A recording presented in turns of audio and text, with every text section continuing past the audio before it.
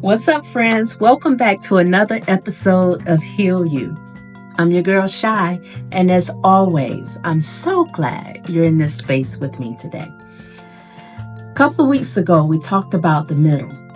You know, that murky space between who we used to be and who we're becoming. A place that's deeply personal, often misunderstood, and definitely full of tension. This week, as we close out Mental Health Awareness Month, I want to go even deeper. Because, that middle space we talked about, it doesn't just challenge our patients, it challenges our mental health. And too often, we try to navigate it alone, to navigate it in silence. But friends, silence doesn't heal. Intention does. And so today, I'm inviting us to sit with the heaviness, name it out loud, and talk about what it means to heal while we're still in process. Grab those journals, grab those pens, make sure you're comfy, and let's get started, friends. The truth is, as I stated before, the middle is not the light work. The middle is the space where healing feels slow and progress feels invisible. It's where you're showing up for work, for family, for life, while quietly unraveling inside. It's the version of strong no one talks about. The version that survives another day, holds the tears in public, and falls apart in private. And if that's you, because I know it's me in this moment, please know, friends, that is still strength. You see, the middle isn't where we perform. The middle is where we pause. It's where we release the need to be perfect and give ourselves permission to just be. Because, friends, when the weight gets too heavy to carry, the bravest thing we can do is put it down and say, this is too much right now. And that's not weakness. That's wisdom, friends. Which leads me to the deeper truth we often overlook. And it's right here. Right here is what we do to ourselves. It's understanding that Mental Health Awareness Month may end on a calendar, but it never ends in real life. Mental health is not something you check off. It's something you tend to, you focus on, you make it a priority. Because your mental health deserves care on the days that you're in crisis, and just as much on the days you're functioning but feeling numb. We don't wait for a breakdown to value our peace, friends.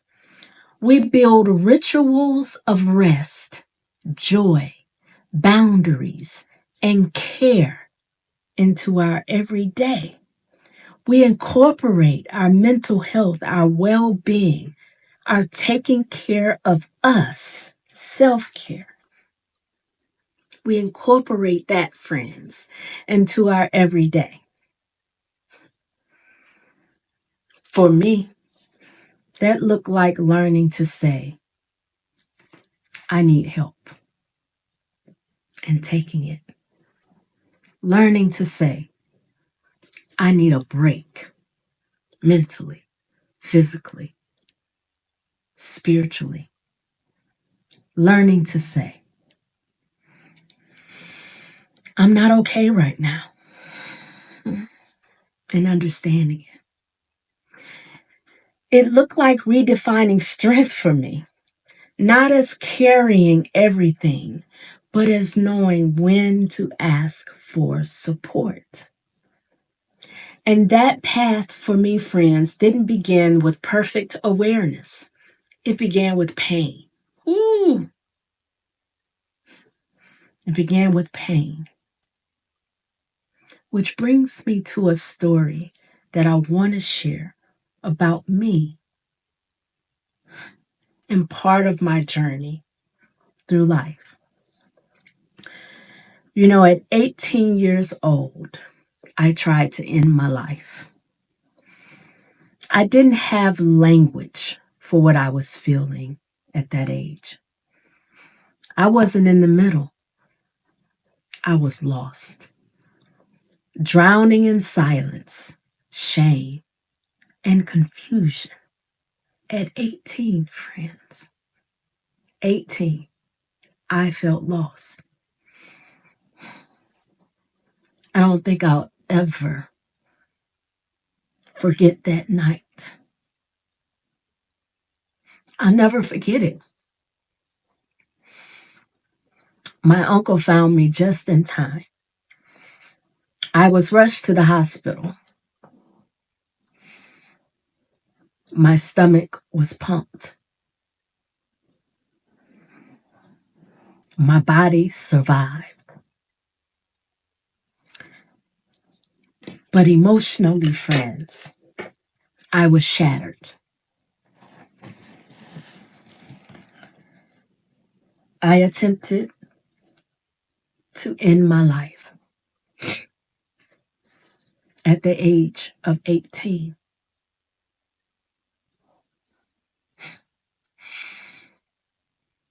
I didn't understand it then, but I know it now. God had a different plan for me, friends. That moment didn't immediately change me.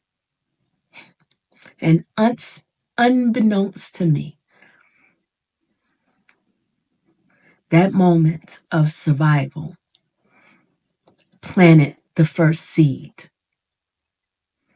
The seed that something about my life had to be different. It didn't happen immediately. It took years for that planted seed to even begin to take root. When I got pregnant at 20 years old, I was still just as lost, just as hollow, dark, didn't understand what was needed. It was why I moved from North Carolina to Cleveland. I knew that I needed to do something different. I needed to do something to change my mindset and who I was, because I was determined to not bring a child into this world that had to experience the stuff that I experienced at a young age. The feelings of feeling lost, feeling empty, feeling as though I didn't have anyone to turn to, feeling as though I was all alone. I had my baby, but I still felt lost. It wasn't until I was probably about 22 years old that I knew I needed to do more. I was surrounded around people who loved me, and friends. I still felt lost. I felt broken. I felt dark.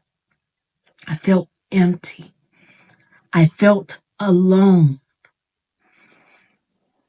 So I started listening. Listening to the doctors who diagnosed me with depression and PTSD. Listening throughout the years to audiobooks that gave voice to my emotions. To people who survived what I thought I couldn't. I haven't shared a lot about how I felt here. I've been a master at faking it for many, many, many years. I've just started becoming me.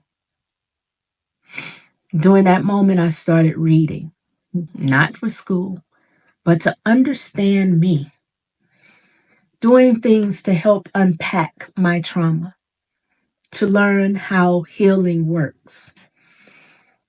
I started writing, not to impress anyone, but to survive. Scribbles, quotes, thoughts I was too afraid to speak aloud. I went through a marriage. I went through a divorce. I went through empty relationships. And through all of that, I cried many nights. I grieved over and over and over again. And then one day, friends, I released. I planted seeds in myself, unbeknownst to me. Every time I did it, I was planting seeds. Every time I grieved, every time I did something to understand me and what I was going through, I was planting seeds. The seed of self-awareness, of understanding who I am. The seed of worthiness, of learning how to give myself value. The seed of I deserve more than survival.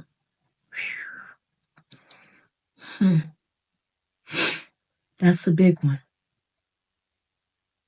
The seed of forgiveness.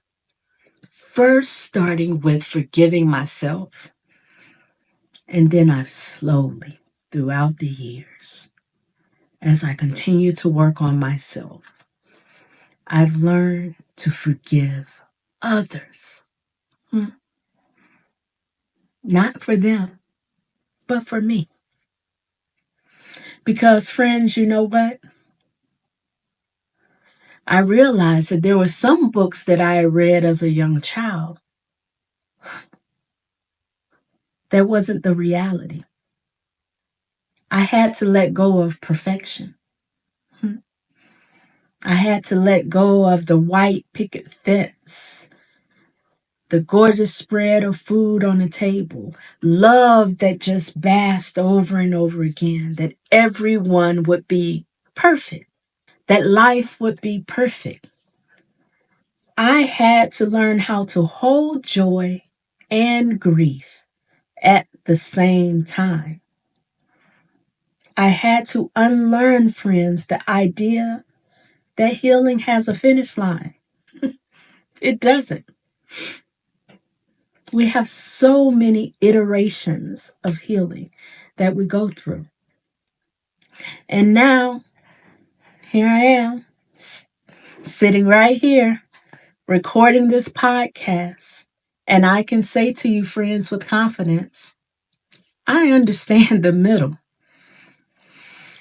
Not because it's easy, because, friends, I am living proof that it's worth it. I know it's worth it. Just look at me. And if you've ever felt like the darkness would swallow you, let me be your proof. There is life after. There is you after. And the middle isn't the end, friends. It's the becoming.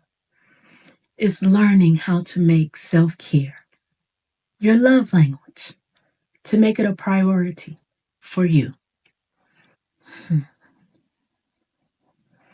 I know that was a lot. So let's take a deep breath right here. Come on. With me. In and out. Just you and your truth. And I want you to ask yourself in this moment, what thoughts have I been replaying that's keeping me stuck? I feel like we've been here before. What small win did I have this week that I haven't honored?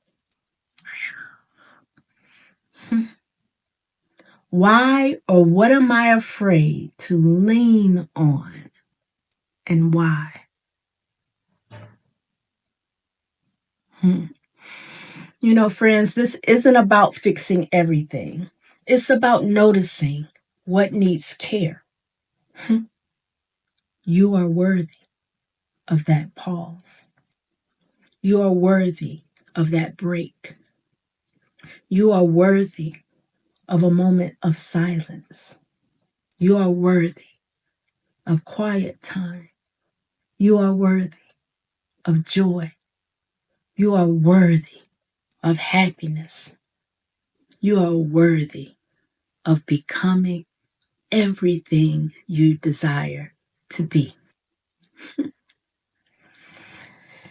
And as we close out Mental Health Awareness Month, because it's on the calendar, and continue to focus on mental health every day, I want you to carry this truth with you.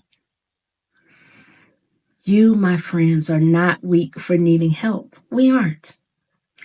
You are not behind because you're still healing. You are not broken because you feel deeply. Friends, your healing is sacred, every bit of it. Your process is valid, and your story is still unfolding. This space, Heal You, this right here, I created this for exactly this reason. So we can have room to breathe, to feel, and to become. Because, friends, healing happens here. It is our place to be authentically us. And friends, if this episode spoke to you, please share it. Share it with someone who might need to hear it. Don't just listen, live it. Share it anyway, because we never know what our strong friends are going through. We never know what life is like for them behind closed doors. We never know what weight people are carrying on their backs that they never, ever release. Check on your people, friends, but more importantly, check on you. And as we continue to learn and grow here on Heal You, friends, we're not going to rush this process. We breathe through it. We grow through it, and guess what? We heal together. Hope this was worthwhile. Stay tuned for next week's episode, Grace in the Becoming. There we're going to dive into how to be gentle with yourself as you keep showing up, healing forward, and embracing your now. How to be gentle with ourselves while going through all of this. Oh, I can't wait to talk about this next week. But until then, friends, be gentle with your mind and always remember to take care of you. Have a great week.